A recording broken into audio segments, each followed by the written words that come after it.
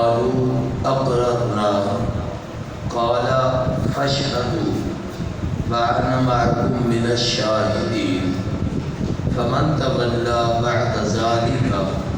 فأولئك هم الفاسقون.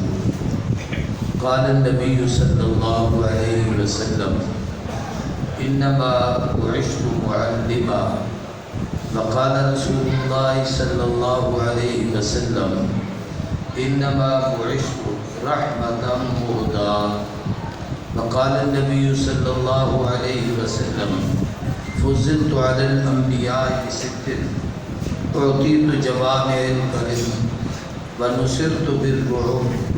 وجعلت لي الأرض مسجدا وطهورا وحلت لي الغنائم وختم بي النبيون وبعثت إلى الناس كافة. صدق الله العظيم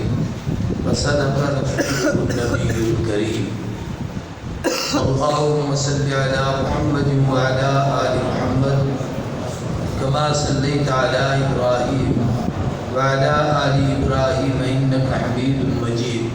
اللهم بارك على محمد وعلى آل محمد كما باركت على إبراهيم وعلى آل إبراهيم إنك حميد مجيد. انتہائی لائق صد تعظیم و تکریم مخدوم الصلحاء فضیلت الشیخ محدث جلیل حضرت اقدس حضرت مولانا فضل الرحمان صاحب گرم کوٹی دعوت برکاتہ العالیہ، انتہائی لائق صد تکریم حضرت مولانا عطاء اللہ صاحب دعوت برکاتہ العالیہ، اور میرے انتہائی مخلص عزیز چھوٹے بھائی حضرت اقدس قاری محمد حنیف صاحب، اور لائق سب تکریم اکابر علماء کرام، واجب الاحترام برادران اسلام، قابل قدر بزرگوں، دوستوں، بھائیوں، اور میری گفتگو سننے والی میری پردہ نشین غیرت مند مائیں، بہنیں اور بیٹی، حضرت نے مجھے فرمایا کہ مولانا سرائکی بول رہے ہیں، مجھے تو سمجھ نہیں آ رہی ہے، تو آپ کو اردو میں تقریر کرنا، بے شک یہاں سرائکی لوگ زیادہ ہوں، تو اس پر میں ایک بات آپ سے بھی کہتا ہوں کہ آپ موبائل میں بھی اردو سمجھ لیتے ہیں، انگریزی بھی سمجھ لیتے ہیں،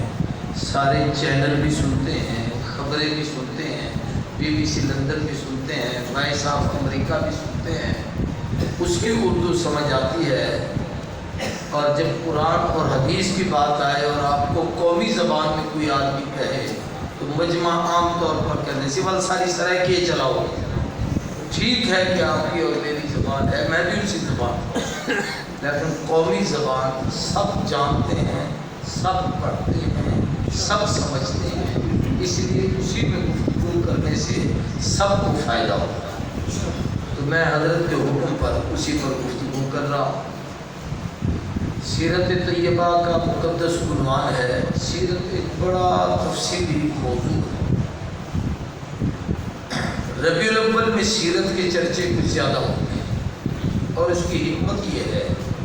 کہ جیسے روزانہ قرآن پاک پڑھا جاتا ہے، یعنی مساجد میں، مدارس میں، فجر کی نماز کے بعد لوگ گھروں میں، ہم مسجدوں میں، ہر آدمی قرآن کھول کے کچھ نہ کچھ پڑھتا ہے، تھوڑی بہت تلاوت کر لیتا ہے، سورۃ یاسین پڑھ لیتا ہے، لیکن جب رمضان آتا ہے تو بہت زیادہ پڑھا جاتا ہے، دن رات پڑھا جاتا ہے، صبح شام پڑھا جاتا ہے۔ ایسے ایسے لوگ بھی ہوتے ہیں جو ایک ایک دن میں قرآن پاک کا ختم کرتے ہیں۔ ہماری خانپور میں خلا منڈی کا ایک عام تاجر تھا،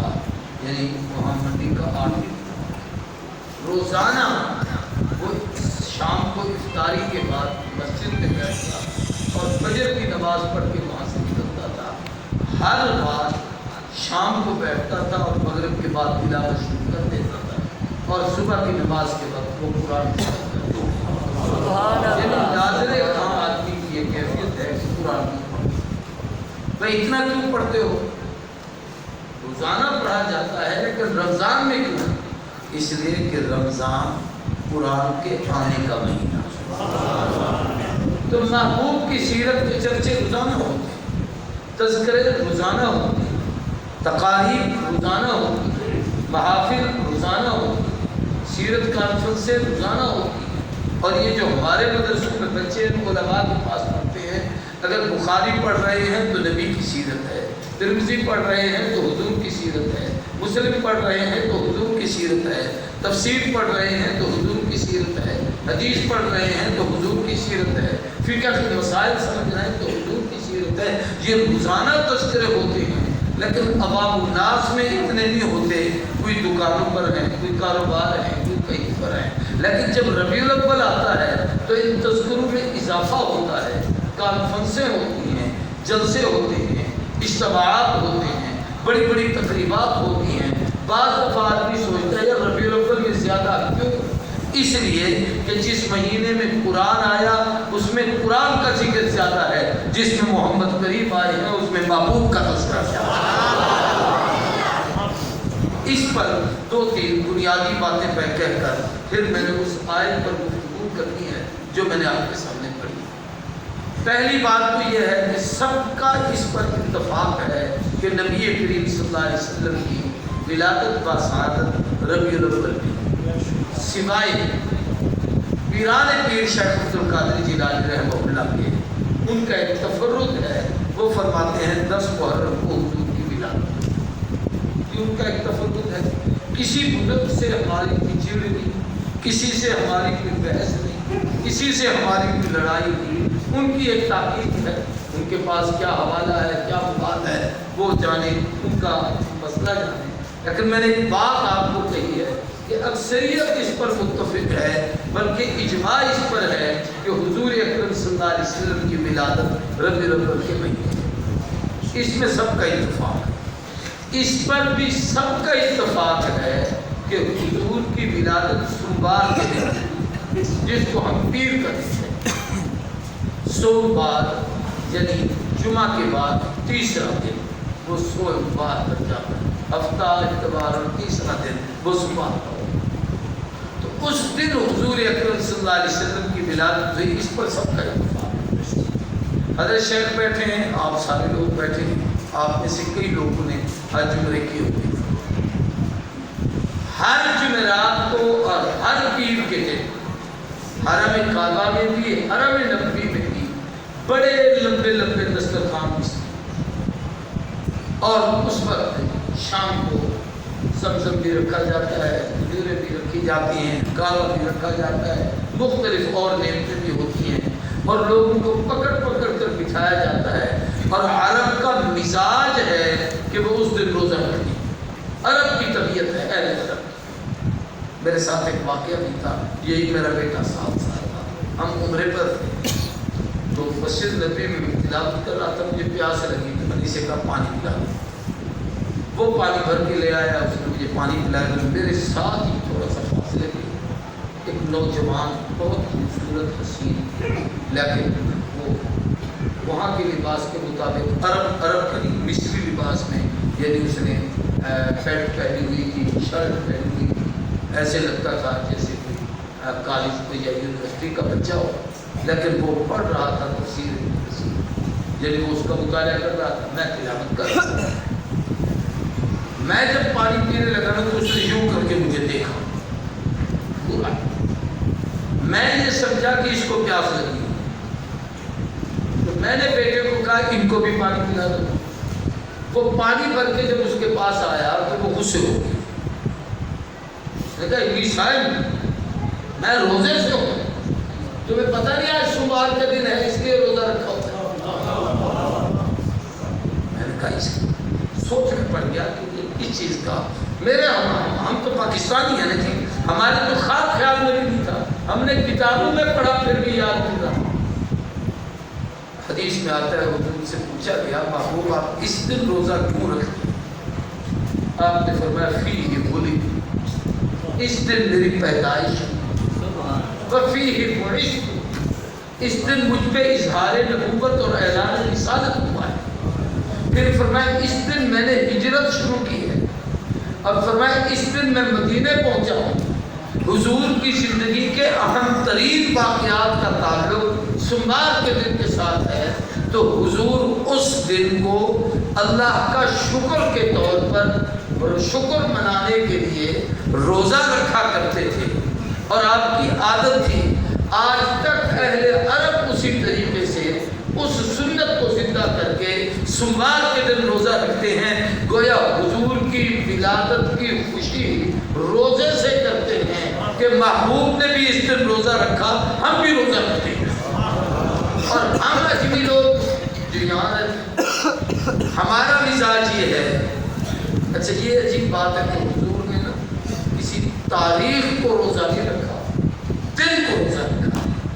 اس لیے کہ تاریخ میں اختلاف ہے۔ کسی نے کہا 2 ربیع الاول کو پیدا ہوئے، کسی نے کہا 8 کو پیدا ہوئے، کسی نے کہا 9 کو پیدا ہوئے، کسی نے کہا 12 کو پیدا ہوئے، کسی نے کہا 17 کو پیدا ہوئے۔ تاریخوں میں اختلاف تھا، اور عرب میں بھی اختلاف رہا ہے، اہل مکہ اور اہل مدینہ میں بھی اختلاف رہا ہے، صحابہ میں بھی اختلاف رہا ہے۔ تحقیقی تاریخ کسی کی نہیں ہے، حتیٰ کہ پاکستان کے علماء میں بھی اور بر صغیر میں بھی دیوبندی علماء میں مولانا اشرف علی تھانوی، حضرت مولانا ادریس قادری رحمہ اللہ، ان دونوں نے، اور بریلوی مکتب فکر میں اعلیٰ حضرت فاضل بریلوی احمد رضا خان صاحب، جن کو بریلوی مجدد ملت مانتے ہیں، ان تینوں کے نزدیک تحقیقی تاریخ ان کے ہاں حضور کی ولادت کی 8 گھنٹے ہوتا ہے۔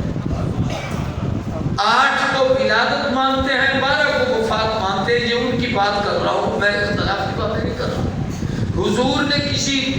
مہینے کی تاریخ نہیں متعین کی کہ اس تاریخ کو ہوتا، دن کو متعین کیا کہ دن پر سب کا اتفاق تھا۔ تو حضور اس دن خوشی کس طریقے سے کرتے تھے؟ سارے بولو۔ تو حضور کے آنے کی خوشی حضور کو کس میں ہے؟ سارے بولو روزہ۔ تو یہاں ایک مسئلہ اور بھی سمجھ آ گیا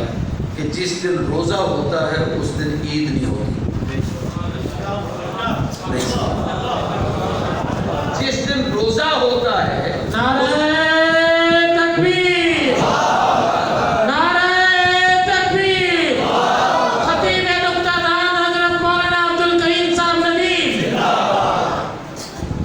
اس سے یہ مسئلہ سمجھ میں آیا کہ حضور ہر سوال کو روزہ رکھتے ہیں، اور اپنی ولادت کی اس خوشی میں کہ اللہ نے مجھے ان کا نبی بنا کے بھیجا ہے، کائنات کا سردار بنا کے بھیجا ہے، میرے سر پہ ختم نبوت کا تاج رکھ کے بھیجا ہے، اس خوشی میں حضور روزہ رکھتے ہیں۔ تو اس سے پتہ چلا کہ اظہار تشکر کا انداز حضور کے ہاں روزہ تھا، کھانا پینا نہیں، عید نہیں۔ جس دن روزہ ہو اس دن عید نہیں ہوتی، اور جس دن عید ہو اس دن روزہ نہیں ہوتا۔ عید روزے کے دن کوئی خوشی کرے اور کھائے پیے وہ شیطان ہوگا، اور جو عید کے موقع پہ روزہ رکھے وہ بھی شیطان ہوگا۔ اب نبی کا کام روزہ رکھنا ہے، اگر میرا اور آپ کا کام اس دن کھانا پینا اور جشن منانا اور گھروں سے مسجدوں کو تالے لگا کے باہر نکل جانا ہے، تو یہ نبی کی شریعت کے خلاف ہے۔ حضور کا مزاج یہ تھا کہ میری ولادت کے دن تم روزہ رکھا۔ تو میں یہ عرض کر رہا تھا کہ ربیع الاول حضور کی آمد کا مہینہ ہے، لیکن صرف پیدائش حضور کی اس مہینے میں نہیں ہے۔ حضرت شیخ بیٹھے ہیں، میری حیثیت ان کی عمر کے حساب میں بھی، علم میں بھی ان کے شبیہ اور عمومی سے بہت ساری باتیں ہم نے ان سے سیکھی اور سیکھی۔